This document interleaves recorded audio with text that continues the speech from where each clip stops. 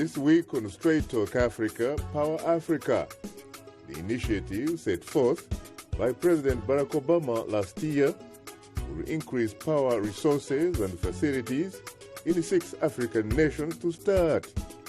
They are Ethiopia, Ghana, Kenya, Liberia, Nigeria, and Tanzania. That's coming up next right here on Straight Talk Africa.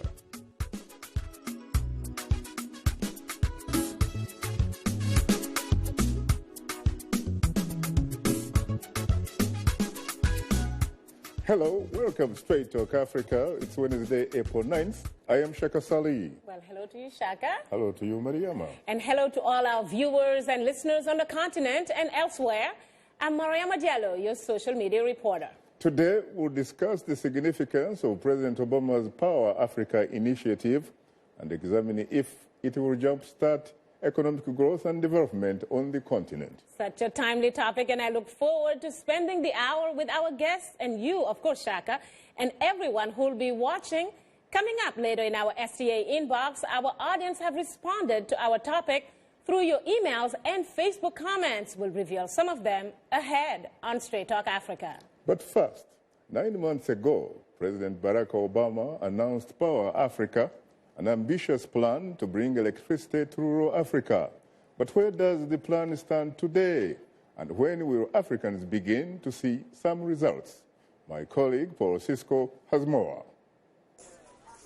70% of the population of sub-Saharan Africa does not have access to reliable energy. And in rural areas, the percentage without increases to 85%. Schools, health facilities, homes, and businesses, everyone suffers. Power Africa, the initiative announced by President Barack Obama a year ago, sets some lofty goals. Access to electricity is fundamental to opportunity in this age. It's the light that children study by, the energy that allows an idea to be transformed into a real business. It's the lifeline for families to meet their most basic needs. And it's the connection that's needed to plug Africa into the grid of the global economy. The initiative focuses on Ethiopia, Kenya, Liberia, Nigeria, and Tanzania. In Uganda and Mozambique, the focus is on responsible management of oil and gas. Power Africa is a partnership between the U.S., African governments, and the private sector to bring about 10,000 new megawatts of power to sub-Saharan Africa. Nigerian businessman Tony Elumelu testifying before a Senate committee.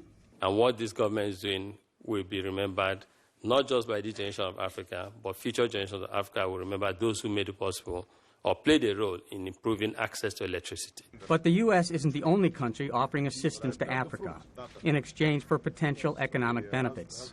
Jennifer Cook runs the Africa program at Washington Center for Strategic and International Studies.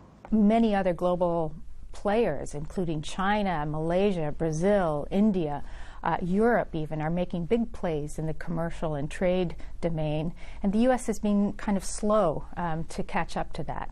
It's estimated the program will provide about 20 million households with reliable, affordable power, serving not only to eradicate poverty, but also significantly enhancing economic growth. The $7 billion to fund the initiative comes from several agencies, with the largest commitment, $5 billion, coming from the Export-Import Bank. Another $1 billion will be forthcoming from the Millennium Challenge Corporation. Much of the new power generated will come from energy sources other than gas, coal, and oil, with geothermal and solar plant construction in Ethiopia, a wind energy project in Kenya, hydroelectric partnership in Tanzania, and improvements to state-owned electrical facilities in Nigeria. It's a 5-year project, and the 6 African countries involved have leveraged more than $14 billion in private sector commitments.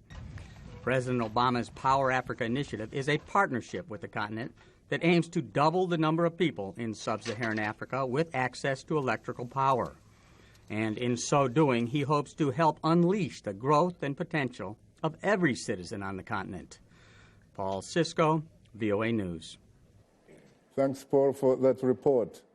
2 weeks ago, Tony Elumelu, the chairman of Heirs Holdings, testified to the U.S. Senate Foreign Relations Subcommittee to provide an African private sector perspective on President Obama's Power Africa initiative.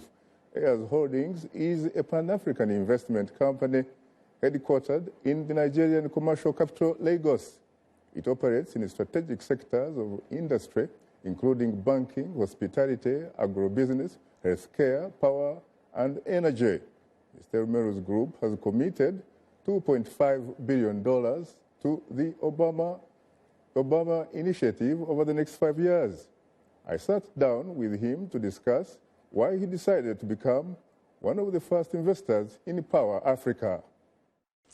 I have to say, frankly, that I am profoundly honored and exceedingly humbled to have the opportunity to finally sit with you, Mr. Tony Elumelu, and have an interview with you. Thank you, my brother. Now, talk to us about what brought you to Washington. You know, last year, President Obama launched the Power Africa initiative. And my company, Heirs Holdings, a Pan-African investment proprietary company, committed to invest $2.5 billion.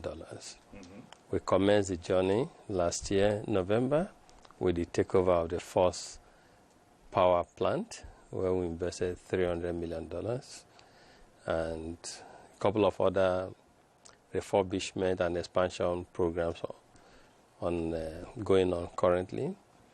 In connection with that, I was invited by the U.S. Senate subcommittee on Africa to testify before them today on the Electrify Africa Act as it relates to Power Africa. Any particular reason why government authorities in Nigeria have never been able to take care of that, really?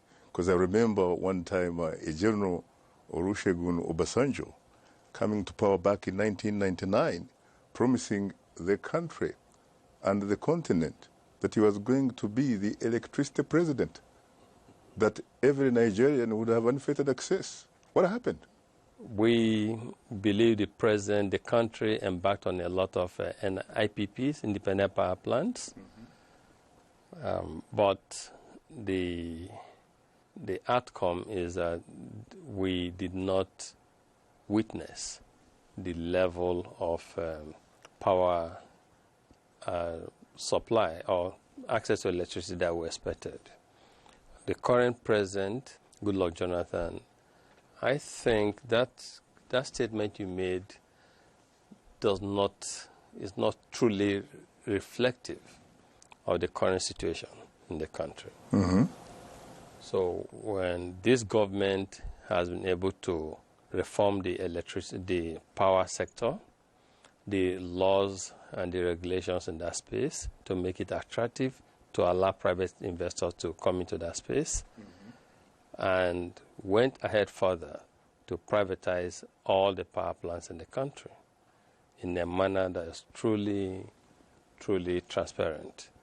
So I would say that we're beginning to see a movement towards what we think, as talking as a player in the sector, would ultimately lead to significant improvement in power supply in the country.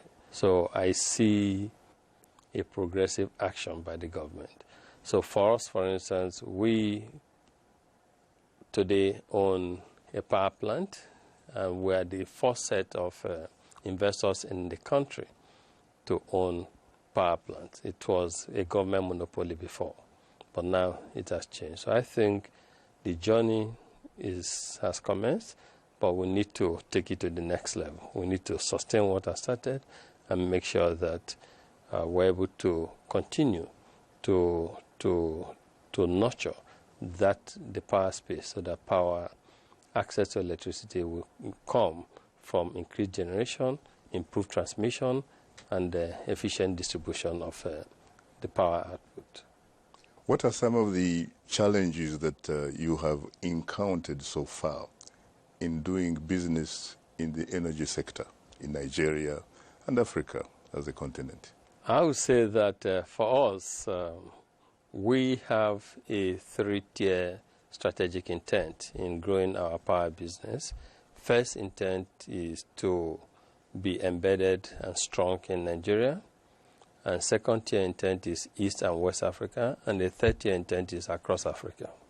So for Nigeria, where we have just started last year, I would say that so far so good. But the power plant that we acquired has capacity for 1,000 megawatts of electricity. We currently are producing 382. So there's room to do more.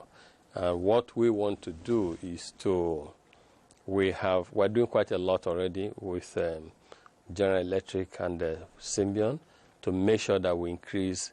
By the end of this year, we'll take it up to over 700, and next year we'll come to 1,000.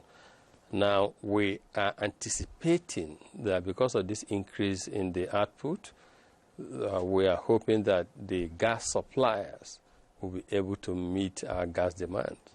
We also have investment in oil and gas sector, and we have our own oil assets that have huge gas reserves. So when we're starting production in April next month, so one of the things we want to do is to make sure that we use our own gas to fuel our power plant. Now, when it comes to Power Africa, in your opinion, what is the role of Congress, the United States Congress, in as far as that project is concerned? I think Power Africa initiative of President Obama is to increase output by 10,000 megawatts and also within a period of 5 years. But Africa is a continent that is going to be there beyond 5 years. And Africa is a continent that actually needs hundreds of thousands of megawatts of electricity and not just 10. So I would think that just like the AGOA Act, if we could have the U.S. Congress help pass this Electric Africa bill to give a kind of support that will make it last beyond a certain administration. So we shouldn't be talking of just 5 years. But they need to help to unlock and unleash, certain investment funds, capital that can come into this sector to help the African private sector people who want to do more, or even the American private sector that want to invest in power sector in Africa. There's a lot that what the Congress is doing today can do to support. For me, Power Africa is a means to an end. The end point is to improve access to electricity on the continent. So beyond Power Africa, what I think the Congress is doing, and everyone is, how do we increase access to electricity? Power Africa is one of the routes to doing that. There could be other ways. So let's see a policy or a law that can help to unlock the resources and investment to improve access to electricity in Africa, and even policies that can help to improve access to electricity in Africa. Now, for such a project to succeed, how important is the issue of good governance? How important is the issue of unethical behavior? The good governance and ethical ways of conducting business are key for success in any sector. And I would say that we have the level of governance, corporate governance on the continent has tremendously improved. So I do not, of course, even in America, there's still room for improvement in corporate governance. So that's not to say that there's 100% soundness in terms of corporate governance practices, but there's tremendous improvement from what it used to be. So the initiative, we need good governance for any good policy to work. You are supposed to be the originator of the concept of Africapitalism. Africapitalism is a private sector, a call on the private sector to invest long-term in key sectors of the African economy that have the potential and ability to create both economic prosperity and social wealth. You invest in power, you make money, so there's economic prosperity. But at the same time, you're helping to address the power or energy deficiency that we have on the continent. And when you address the energy deficiency, you're helping to create employment, you're helping to reduce poverty, you're helping to even address security issues, you're even helping to address food security challenges of the world. Well, Mr. Tony Elumelu, it was a pleasure, of course, to have you here on the set in Washington. It's my pleasure to do so, and thanks so much for this opportunity. Thanks again to Tony Elumelu of Heirs Holdings. You can see the interview in its entirety on VOA's TV to Africa's YouTube channel or on the social networking website Facebook. Just enter the keyword Straight Talk Africa, become a fan, and connect with other friends of the Voice of America. Now we'll pause for a short break, and when we return, we'll continue our discussion on the Power Africa initiative. We'll be right back with you, so please don't go away. Power Africa will bring to bear a wide range of U.S. government tools to support investment in Africa's energy sector. The United States will commit more than $7 billion in financial support over the next 5 years to this effort, including the U.S. Agency for International Development is providing $285 million in technical assistance, grants, and risk mitigation to advance private sector energy. USAID will also help governments implement the policy, regulatory, and other reforms necessary to attract private sector investment in the energy and power sectors. The Overseas Private Investment Corporation is committing up to $1.5 billion in financing and insurance to energy projects in sub-Saharan Africa. The U.S. Export-Import Bank will make available up to $5 billion in support of U.S. exports for the development of power projects across sub-Saharan Africa. The Millennium Challenge Corporation is investing up to $1 billion in African power systems to increase access, reliability, and sustainability of the electricity supply. The U.S. African Development Foundation will launch a $2 million off-grid energy challenge to provide grants of up to $100,000 to African-owned and operated enterprises to develop or expand the use of proven technologies for off-grid electricity.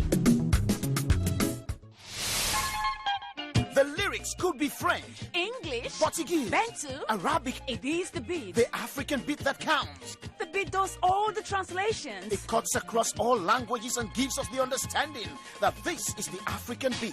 It is so distinct and adhesive. It binds us together. African Beat on the Voice of America. For more information, visit our website at www.voanews.com/AfricanBeat. This is Straight Talk Africa on the Voice of America. What is your opinion about today's topic? Call us at 202-619-3111. U.S. country code 1. When you call, remember the following. Ask only one question, keep your comment brief, and turn down the volume on your radio or television. Now let's return to Straight Talk Africa. Thank you very much, Esther Gizui, and welcome back. Now joining us here in our Washington studios are three distinguished guests. Kamran Khan, Vice President of the Department of Compact Operations at the U.S. government's Millennium Challenge Corporation, or MCC, an independent U.S. government foreign aid agency based on the principle that aid is most effective when it reinforces good governance and economic freedom. Chinesom Ejiasa, Director of Private Equity for the Overseas Private Investment Corporation, or OPIC, an independent U.S. government agency that assists businesses looking to invest abroad.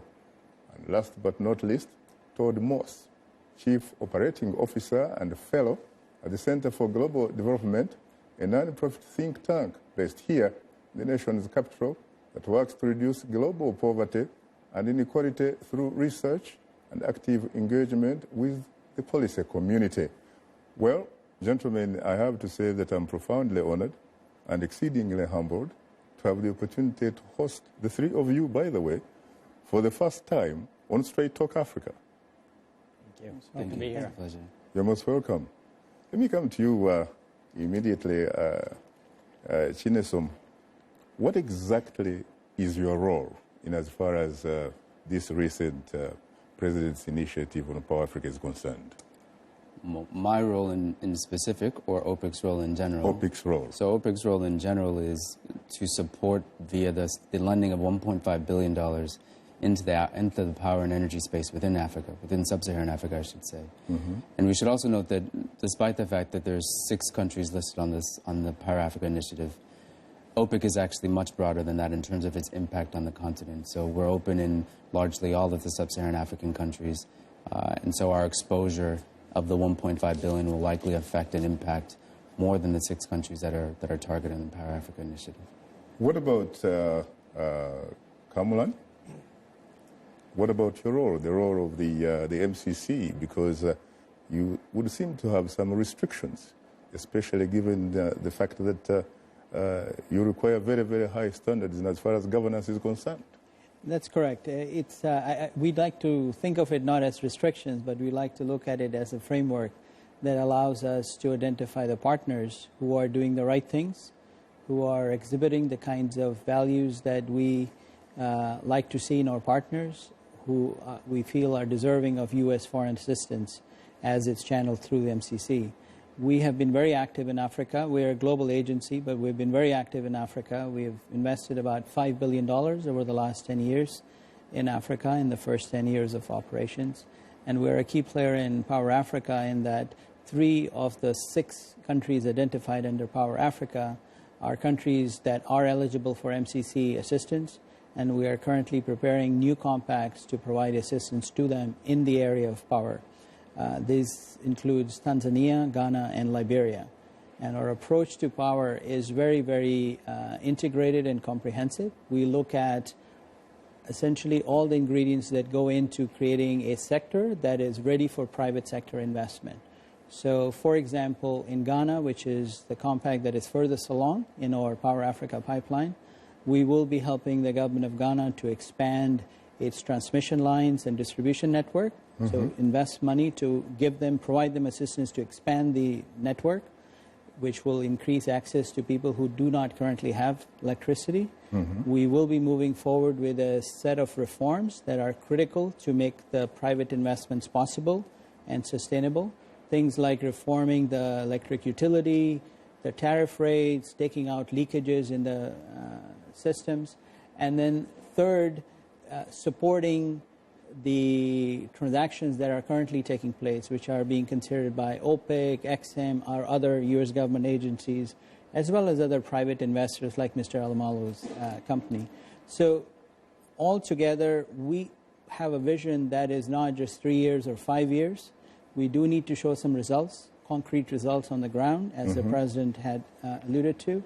But we also, as he has also imagined, want to help create a continent that over a long-term period has transparency and has an investment climate that is conducive to not only just private investment, but also trade between our 2 countries, meaning the continent of Africa and the United States. So that's our strategy.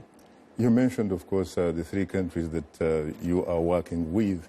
What about the other ones? We're talking about Nigeria, apparently now the largest economy on the African continent. We're talking about Kenya, another major economic power, and Ethiopia. What do those countries need to do in order to qualify to do business with you? Sure. So let me answer that question, Shaka, in 2 different steps. First, MCC is part of a full suite of U.S. government agencies that are part of Power Africa. So each one of these agencies does not need to be everywhere. So part of this process, part of why Power Africa is moving so well is because we're all bringing our expertise and areas of expertise, which may include regional expertise and regional understanding, to the table. So we do where we do best. So in that sense, I just want to make sure that other colleagues of mine, OPIC, USAID, XM Bank, and many others, who are working in the other countries where MCC is not.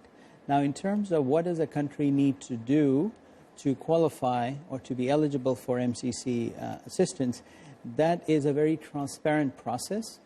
Most of the countries in Africa are well aware of what our checklists are, what kind of policy changes are required.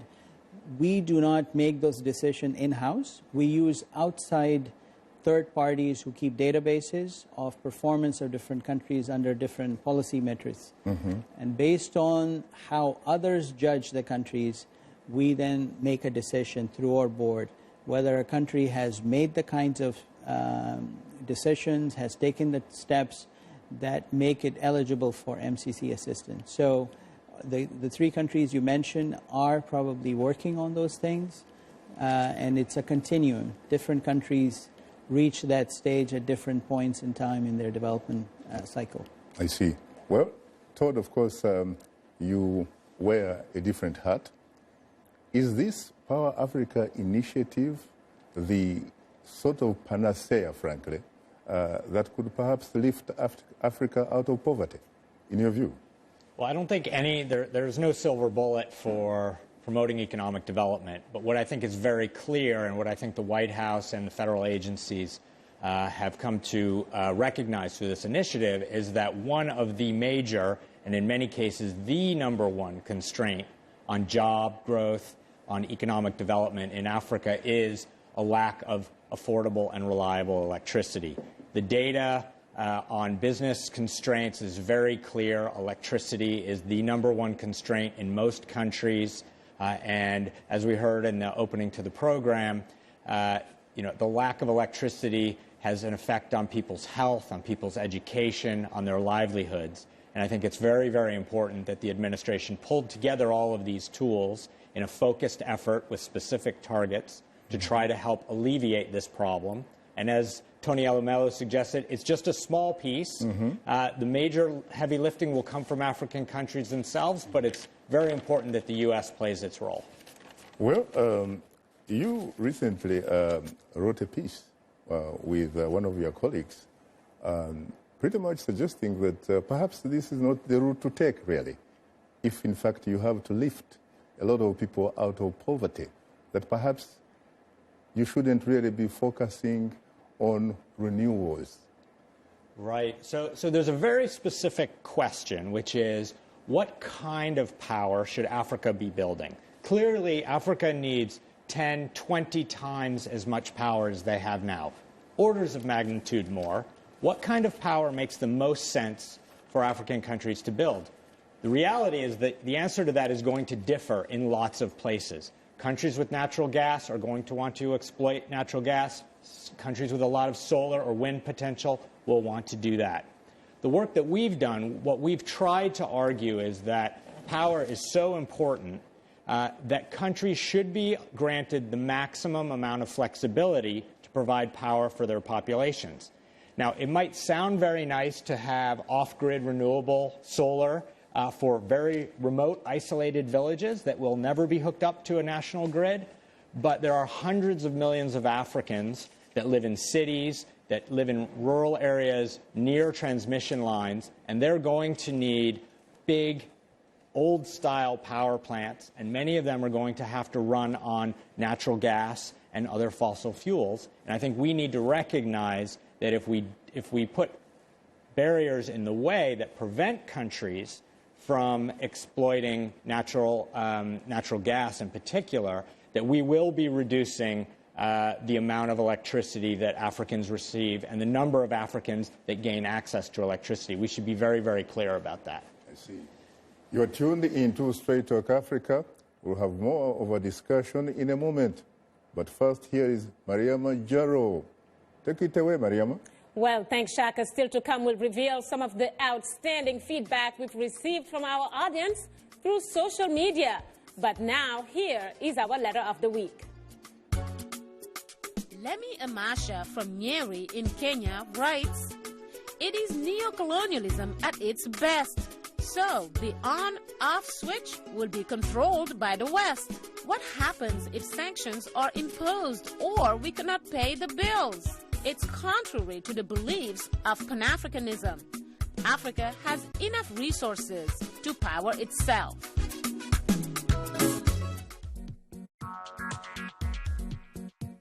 Like Voice of America on Facebook. Follow VOA on Twitter.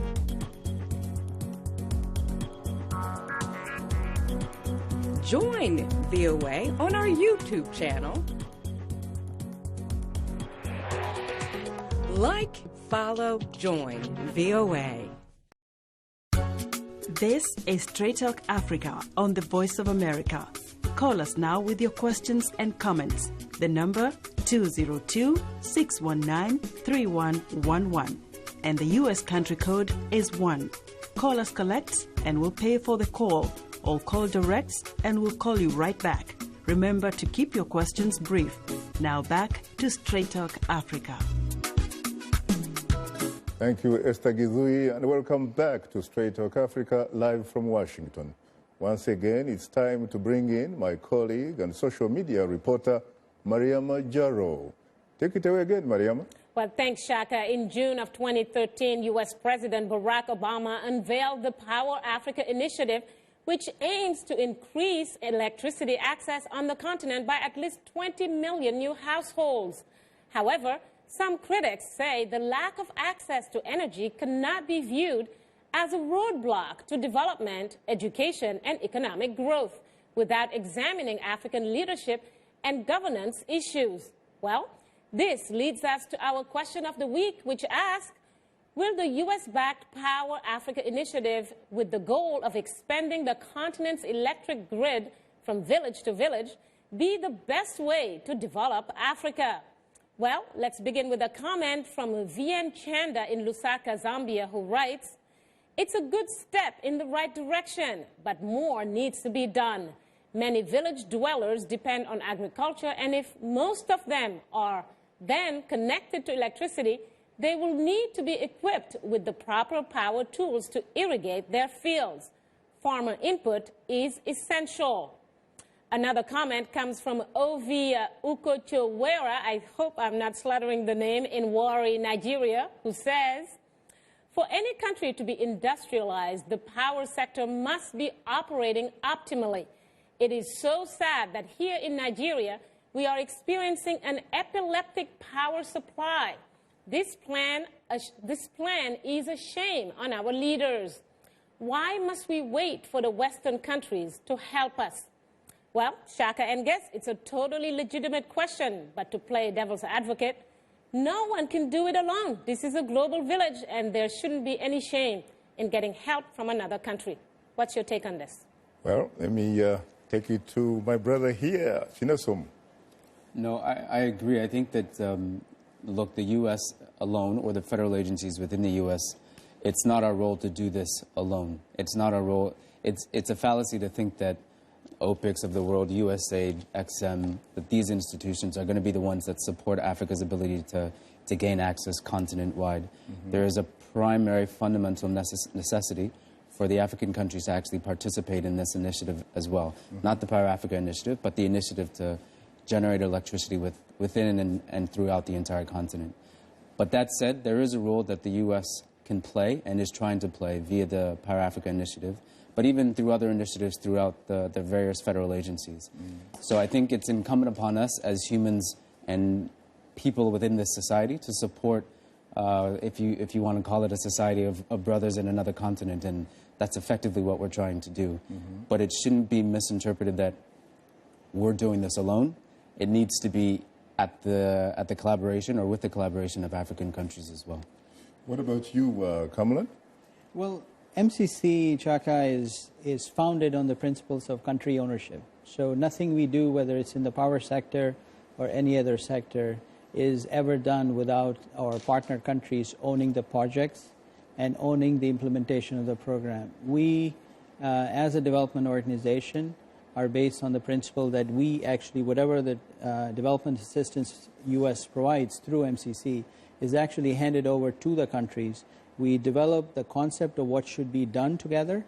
We even do the process of identifying where the constraints to economic growth are together. Then we figure out what should be done about those constraints together with our partners. And in these 3 Power Africa countries, power is a constraint to growth. That's why we're doing power. Otherwise, we would do whatever the facts tell us. So in these 3 countries, we know that power is a constraint, therefore we're working on power. And then how we actually prepare those projects, that is done together. And then once we have designed the projects, we actually hand over the funds to the countries to implement. And during the course of the implementation, our model has proved that we build the capacity within the country to actually do this on their own.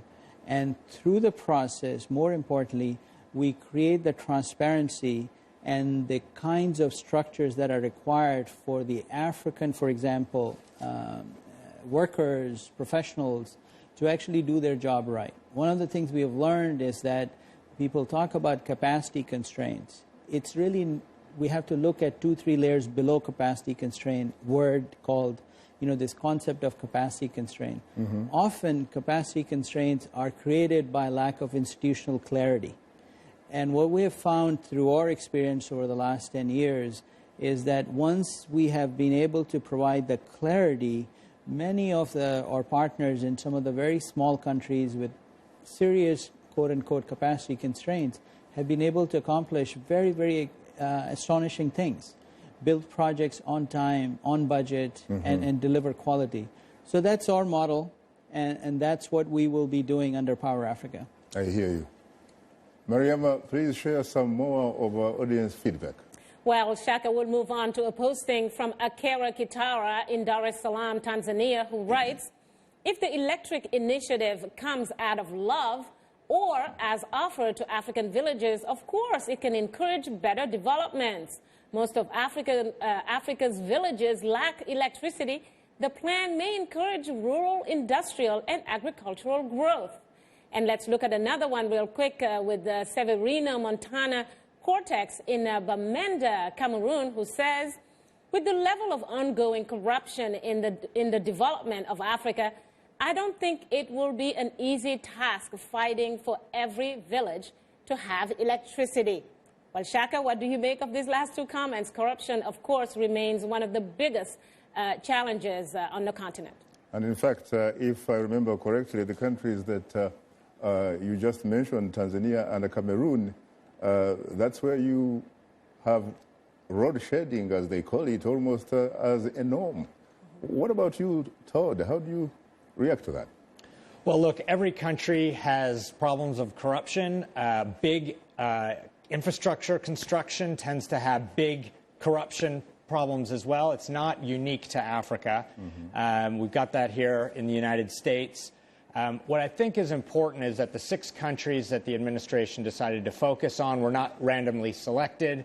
The administration picked them because they believed that these 6 countries were ripe for where modest efforts from the United States could make a big difference in starting to get a couple of projects going and to create a path for other private investors, other agencies to come through behind and to really build out a modern energy infrastructure in those countries and to have a demonstration effect with other countries in the continent. Todd, by the way, those are countries also where the Chinese are very, very active, especially in Ethiopia, where they're actually building, electric dams, hydroelectric power on the Blue Nile. How much of a factor could that have been a major factor in terms of how the U.S. government has reacted? Whenever I speak about Africa, I always get a question about China. Look, China's presence in Africa is tremendous. You see them in almost every capital. For the most part, they're coming in building large projects, the kinds of projects that most countries need. And I think for the most part, the United States and China have the same interests in sub-Saharan Africa, which is a more stable, prosperous continent. And we're both looking for security partners and commercial partners. So I really think that most Chinese investment is welcomed here in Washington, welcomed by Washington, D.C. in Africa. There will be an occasion where our companies are competing with their companies, but that mercantilist view is the wrong way to think about development. And the challenge for bringing energy to Africa's population is so vast that there is plenty of work for the Chinese, for the Americans, for the Canadians, the French. We should be welcoming everybody that can bring capital, can bring ideas, can bring different technologies to help bridge this tremendous gap. I see. Thanks, Mariama, for bringing us this week's audience reaction. Well, thanks to you, Shaka. And I know I always get on your case when it's all women, and we've had it like, I think, a record 6 weeks in a row where it was all women and only you, Shaka, the minority. So today, I am the minority. It's all men, so I just have to mention that before and put it on the record anyways. Well, thanks to all our guests and all our viewers and listeners on the radio, TV, or web. Just a reminder, we love hearing from you, so just keep your comments coming, and if you are a new fan, just drop us a line at africatv@voanews.com. Once again, our email address is africatv@voanews.com. Or post your comment on our Facebook page. Just enter the keywords Straight Talk Africa. Be sure to visit us online at voaafrica.com, or you can join our YouTube channel. Just subscribe to VOA TV to Africa. Now let's take a look at what's on tap for next week's program. Next week on Straight Talk Africa, World Health officials say the Ebola outbreak in West Africa is one of the most challenging it has ever faced. The virus has already claimed the lives of at least 110 people.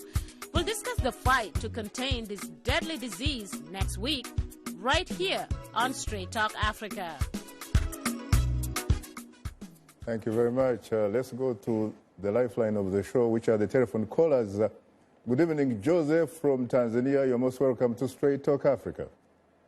Thank you very much, Shaka. Yes, sir. What is your question, Joseph? Yes, my question is, this project is very important in Africa.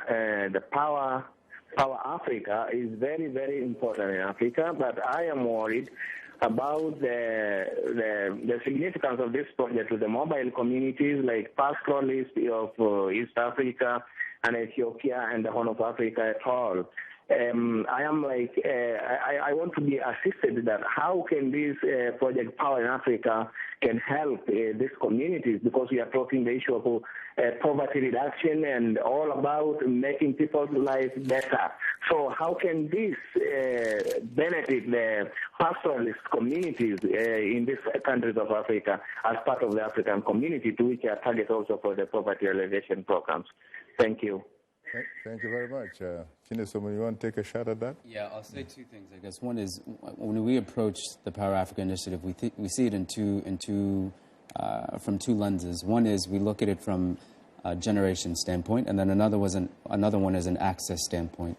And a lot of what we do is on the access front, in the sense that we realize that there's large cities that need exposure to energy, to power and to energy. But there's also, to the gentleman's point, there's also those who live in more pastoralist types regions that need access, any type of access, conventional energy or renewable energy.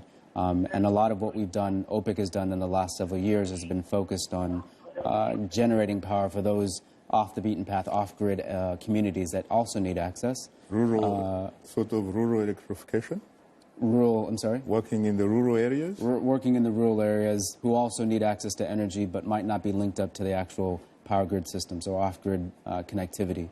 We also have a program within OPIC that supports really all of power generation. It's called ASIF, the Clean Energy Facility, which basically provides technical assistance facility money to every project, but often even smaller projects that need that first seed capital to do sort of consultative fees and consultative studies to find out just how much energy is needed and how they go about accessing the capital and the know-how to produce it.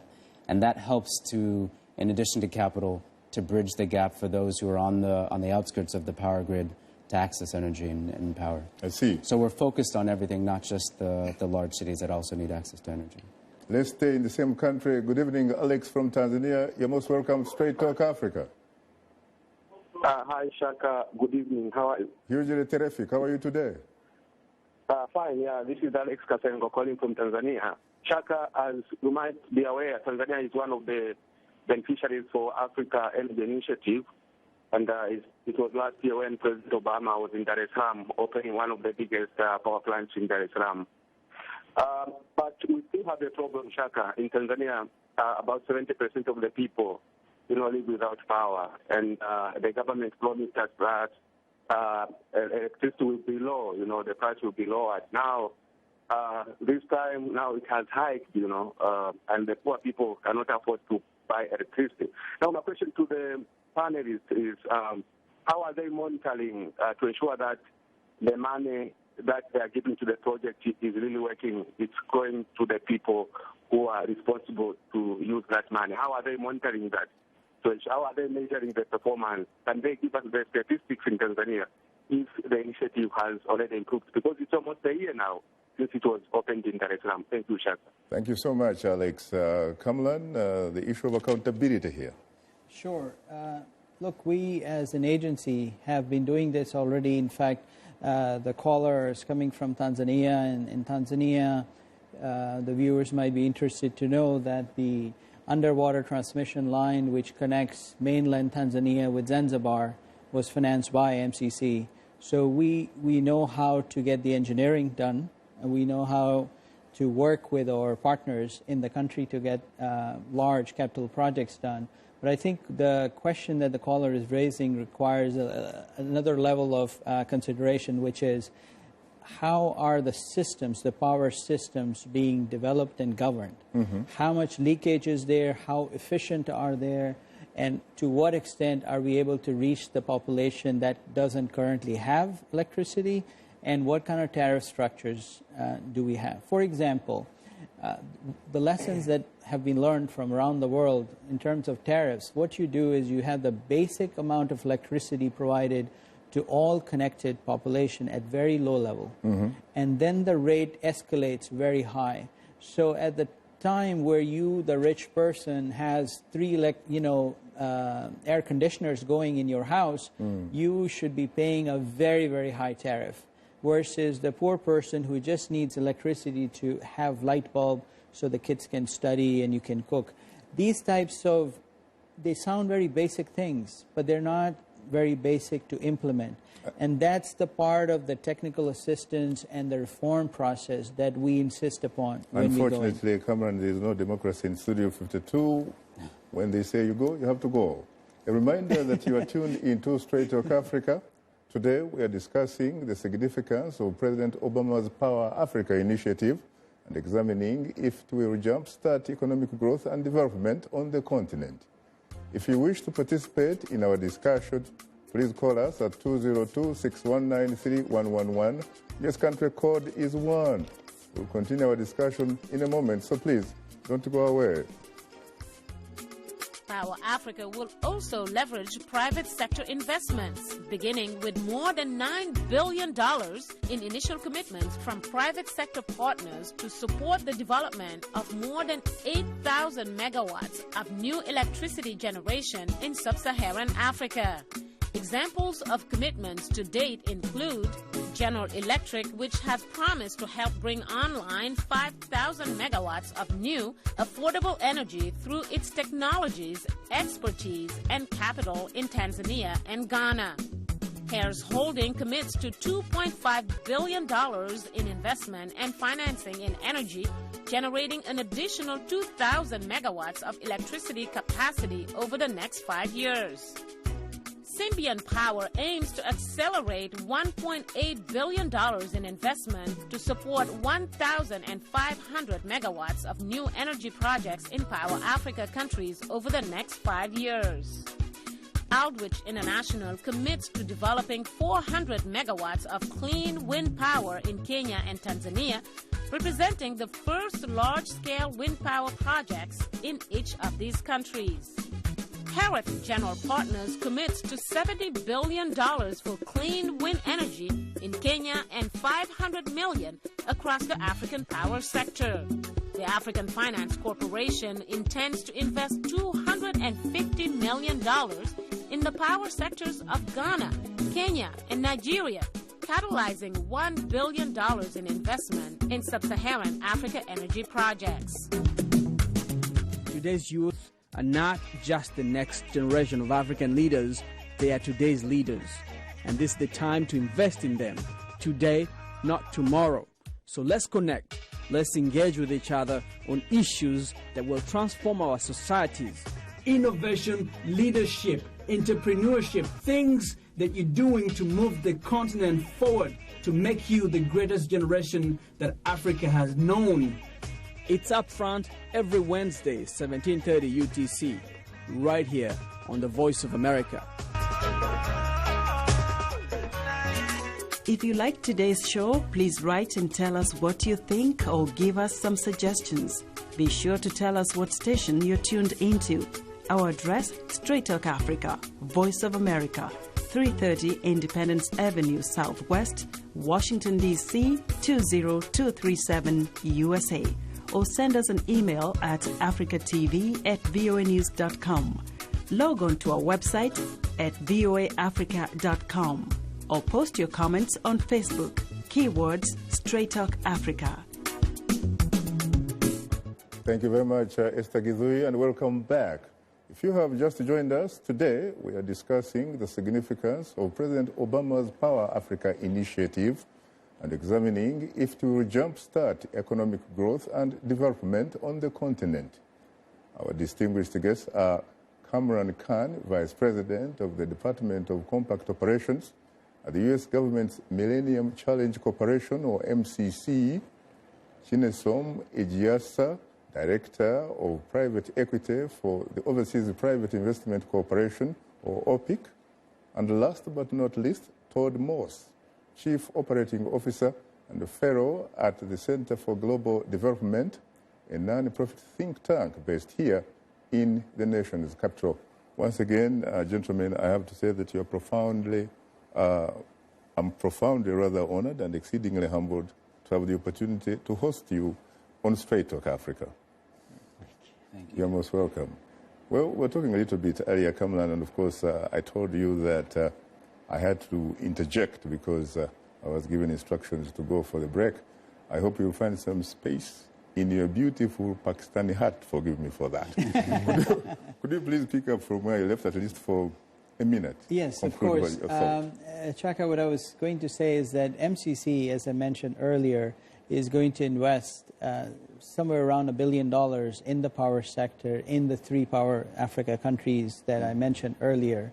And all of our investment will be designed around key policy reforms and institutional reforms, both in terms of how we make the sector efficient, how we expand the access to include a wider set of people who will have electricity, and in the process build capacity, but perhaps most importantly, create the network effect and the economies of scale which are necessary for private investment to flow in. Because if you have a limited number of people connected to the grid, it is very difficult to make a financially viable project for a private sector to sell electricity. But if you have a large audience, large number of people who are getting power, then you have a much bigger pool to structure a transaction on. The key is, do you have the right systems and do you have the right policies? Are you charging tariffs according to what you have in the market, meaning low tariffs for the basic service, but then tariffs going up? Do you have the right number of people attached to it? And are you able to cut down the leaks in the system?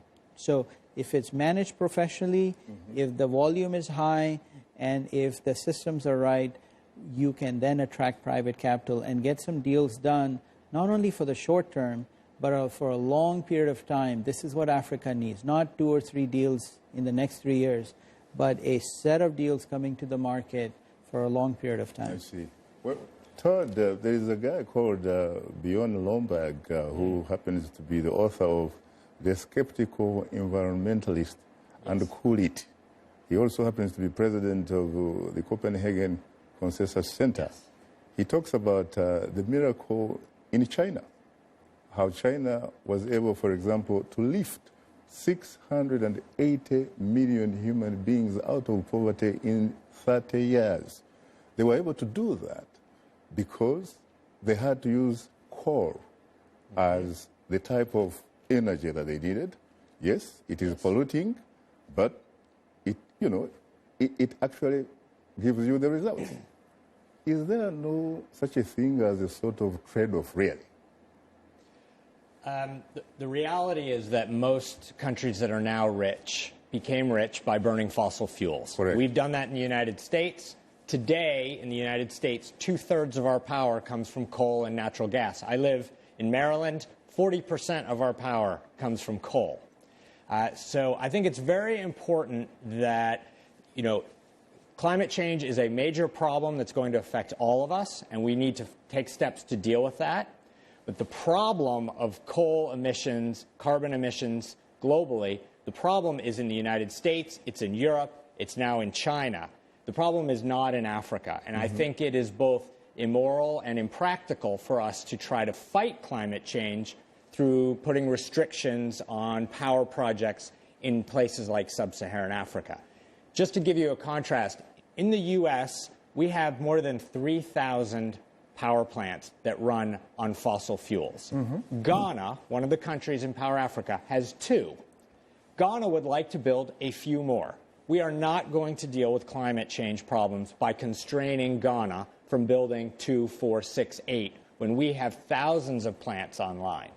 So the source of the problem is with us, and the demand for new energy sources is in Africa, and we need to be sure that we're allowing flexibility for people to do what people everywhere do, which is build the electricity and energy that they need to have modern economies. Look at South Africa. I mean, without coal, South Africa wouldn't probably be where it is. Yeah, and when you look at Tanzania and you look at the huge deposits of gas, what are they going to do with that?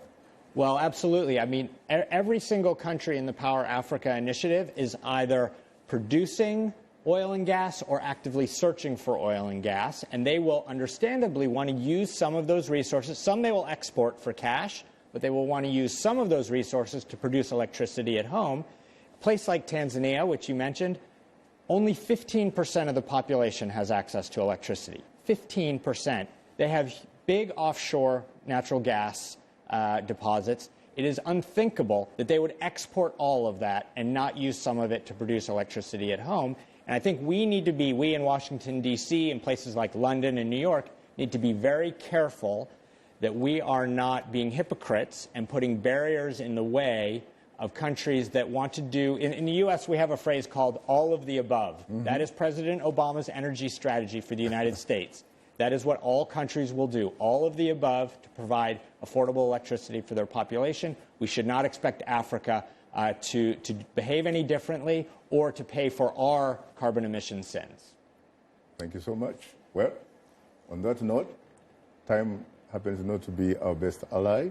Thanks to our distinguished guests, Kamran Khan, Vice President of the Department of Compact Operations, the U.S. government's Millennium Challenge Corporation, or MCC, Chinesom Ejiasa, Director of Private Equity for the Overseas Private Investment Corporation, or OPIC, and last but not least, Todd, Chief Operating Officer and Fellow at the Center for Global Development.